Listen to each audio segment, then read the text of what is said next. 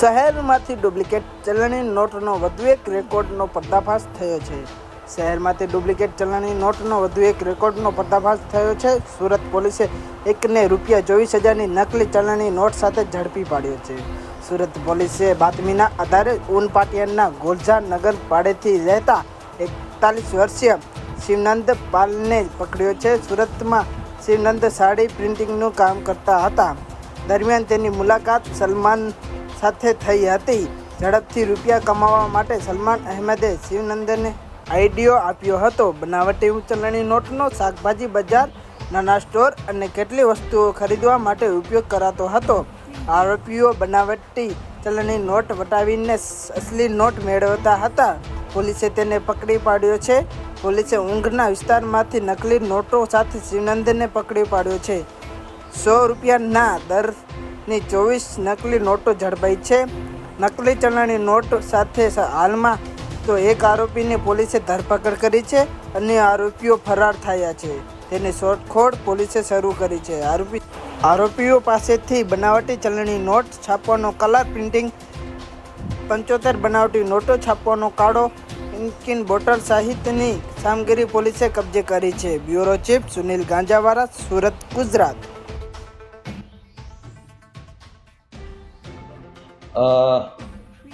આજરોજ સુરત શહેરના Udhna police station ખાતે હ્યુમન ઇન્ટેલિજન્સથી એક સુંદર કામગીરી કરવામાં આવી છે.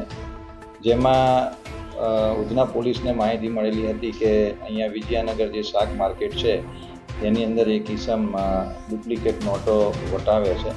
તો ઉધના ડિસ્ટાફે આ ઉપર વોચ રાખેલી હતી અને એની તપાસ કરતાં એક આરોપી પિન્ટુ શિવનંદન પાલ જે 41 વર્ષનો છે અને ઉનપાટિયા સુરત ખાતે રહે છે અને મૂળ એ ફતેહપુર જિલ્લાના ઉત્તર પ્રદેશનો રહેવાસી છે, જે અહીંયા સાડીઓના પ્રિન્ટિંગમાં કામ કરતો હતો અને એને આ પ્રિન્ટિંગનો જે અનુભવ હતો એના આધારે એણે ડુપ્લિકેટ નોટો બનાવવાનું એણે ચાલુ કરેલું હતું.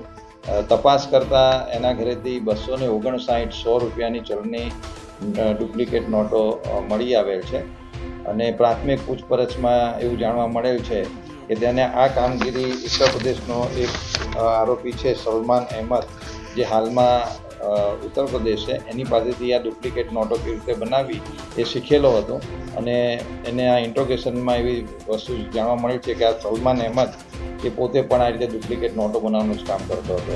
તો હાલમાં આરોપીને અટક કરી અને રિમાન્ડની કાર્યવાહી કરવામાં આવશે.